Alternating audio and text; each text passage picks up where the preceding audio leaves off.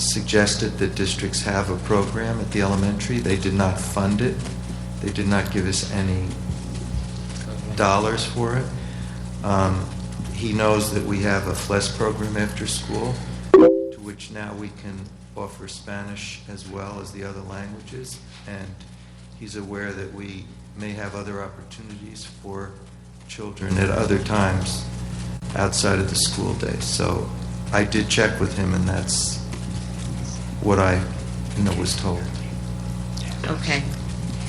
The other question is that the teachers that are involved, are they being looked at as far as whether or not they are going to bump others, or exactly how are they being considered let go, or are they being absorbed other places? As with any teacher, those who have tenure have a right to a position first, and then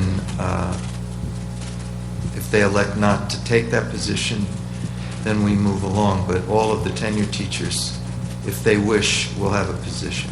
Thank you. The last question I have for the board is that sometime in last year we talked about affirmative action, and I'm not sure about affirmative action as to who is the affirmative action officer. It was when Mr. Memoli, in fact, took the position as acting superintendent, it was out there that he will be relieved. But you didn't go forward as to naming the person. And I'm a little confused is because there are several of my members since October that have filed complaints. And is there a time limit, and who is the affirmative action? If they do file, which they have, how long does it take to turn around, and who is the affirmative action by name officer? Thank you, Ms. Bethea. We had a very forthcoming response from Mr. Memoli. Not, as we said, we don't ordinarily engage in dialogue, but of course administration has the prerogative of responding to a question, and obviously there's a concern that a complaint, grievance, or concern be answered by the relevant district person, and so let's make sure that we get back to you in regard to some of these matters. Obviously are embraced by broader issues that the district is dealing with in terms of OCR and so on. Mr. Stern has been active in this matter, and I'm sure the dialogue will continue. Thank you, where sir. we want to leave it now. Sir, you will get back to me. That's Okay. Thank you. Okay, thank you very much, Ms. Bethea. Do we have an affirmative action officer? It's Jim. It's Jim? On the books. Yeah, it has not been changed formally. Then Right. Mr. Memoli is the affirmative action officer. Correct. Here's your answer, Mr. Okay. D. Mr. Memoli. Okay, now Conflict. we have time for a second discussion to the extent, and we've been having it right now, to the extent there are any issues that have been raised by the public's questions. A number of the public, again, although we don't formally engage in dialogue, raise significant issues regarding values in terms of Seth Boyden, in terms of other significant programs, special education, in terms of priorities in the budget. And so we have, as a board, the opportunity to engage in further discussion should we wish to at this time, including either our own comments or questions for administration. Anyone on the board? Mr. Eastman. Yes, Ms. Doherty. So I just have a follow-up question regarding the high water mark. I know that was the case before we had the banked capped concept. Is that still the case now, that the budget that's submitted to the county and superintendent is in fact the high water mark, that if we came back and added money to the budget, it would prompt an entirely new review, or just a review of the incremental update? I honestly don't know the answer to that. I think you still can, because when we used to go to the Board of School Estimate, they could decide to put more money into the budget, as long as it's within the banked cap that we have. You certainly could not go over that without it then having to go to a different level. Right. That was my understanding, is that the days of that hard high water mark were no longer the case once the adjustments came into play and we could have banked cap. Okay. But could we confirm that? Or, Yes. That'd be great. And relatedly, at least some of us, as we were listening to that dialogue, could think the question was not only about the overall sum, but about line items in the budget and so on. That's a frequent topic of questioning in regard to how fixed things are, and the flexibility point. That there does exist flexibility is the case, but are there constraints? Sure, let's have some, I think, good question. Okay, other points, other follow-up by board members or reflections. I mean, we're the elected officials. To the extent anybody has, without narrowly responding to a comment from the public, your own reflection on some of the values issues relating to our budget, this is our chance. Anyone? Sure, I'll say something real Ms. quick. Doherty. I know that we have spoken repeatedly in the Finance Facilities Committee about the allocation of resources following student need to the extent possible, because there is a finite amount of resources, and where we need to put more towards one school than other schools based on student need, we do plan to do that. It might not jump off the page as incredibly a different amount, because there's a threshold that we have to reach at every single school, but there is the mindset that recognizes resources to try to match the needs of the school. So. Okay, thank you. Other comments? Yes, Ms. Pott. So just related to that, I mean, I feel like we've just only recently, we, the board, me, myself, discovered what the need is at Seth Boyden. I know you guys maybe have or have not been aware of the FRL percentage there, but I do want to make sure, as we're thinking about allocation of resources, that we had considered that number, which was new to us and somewhat shocking. So just as a point of reassurance, just want to make sure that that has been factored in.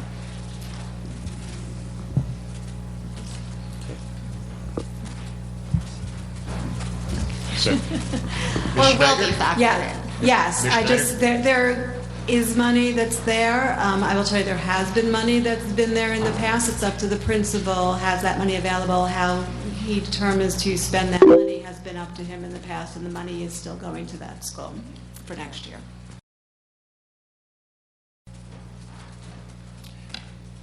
And one of the issues that faces us as a board, again, without expressing as president, just noting my role as chair, but one of the issues we constantly grapple with as a board is the issue of hearing and having feelings of empathy and sympathy for particular needs and particular requests.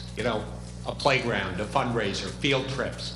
And then also believing that as a board, our function is a broad policy-making and general function, and that we run into, or can run into, issues of involvement on matters that move us from our proper purview. We wrestle with those questions all the time. So I don't want to say it here as a question of right or wrong. I'll leave that to my colleagues in expressing an opinion on that. But in terms of the powerfully articulated concerns from some of you in the public, particularly some of you are in Seth Boyden parents, I want to note that point. Okay, others? Yes, Ms. Smith. Ms. Smith. Along those lines, I would just like to point out, and it's been pointed out by Seth Boyden parents as well, that in many of the elementary schools, the PTAs are able to raise enough funds to fund special things, and it's much harder for the folks at Seth Boyden. So that is something that we also have to bear in mind, and it's not a question. I would hope that the other elementary schools would not see it as inappropriate for us to designate more funding for Seth Boyden than we would for the other schools. It's an equity question. Okay, thank you, Ms. Smith. Ms. Baker.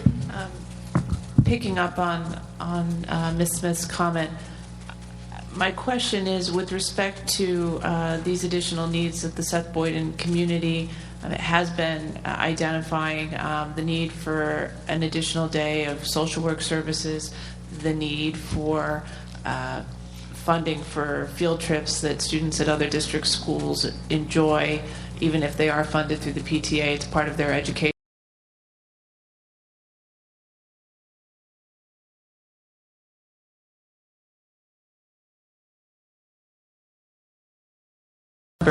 The current projected budget to meet any of those needs, or is there simply not enough money, and then what are the choices that we have? Because I don't feel comfortable not responding in any, meaningful way to some of the programmatic needs. I'm glad we restored the reading intervention position, so that at least the position that's budgeted for this year but not even filled yet isn't eliminated. And I don't know if any of our additional paraprofessional services will be providing some of the second adult in the classrooms, which has been recommended by the Seth Boyden community. But, is there any money to respond to these additional needs, or what are the options that we have to consider? I think the social work issue is something that Ms. Grierson and I are looking at. That's probably can be done with a reallocation of staff. We also have to look carefully at our Title I funding and see if that can add to some of the things that are being discussed. I don't know if you want to. Basically, yes. I mean, I think that, yes, we're looking at the, additional day of Mr. Connerty. We're trying to resolve that now, but, it impacts another school, so we're working on it. But in terms of Title I funding, that for next year, we will look into some of those ways that we can utilize that money differently to support some of these needs. Right. I just want to go on the record saying I am not recommending robbing Peter to pay Paul with respect to social work services. Our children at all schools, no matter what their background, require social work services, and I think the staff social workers are already stretched as thin as they can be among the different schools, and certainly supplemented by the wonderful social work internship program. But finding an additional, portion of an FTE in the budget for, a part-time social worker would seem to be something that we could and should consider, particularly when some of our staff social workers are at a given school only on a part-time basis. And I do appreciate that you're looking more at the Title I funding. Since this is my first year on the board, I don't really understand, how we can mine the depths of the funding it. But I feel that we are compelled as a community to begin answering these questions in a real way. And if these children are going on field trips, I think we have to, that's a basic part of the educational experience. It's not a luxury to go on an educational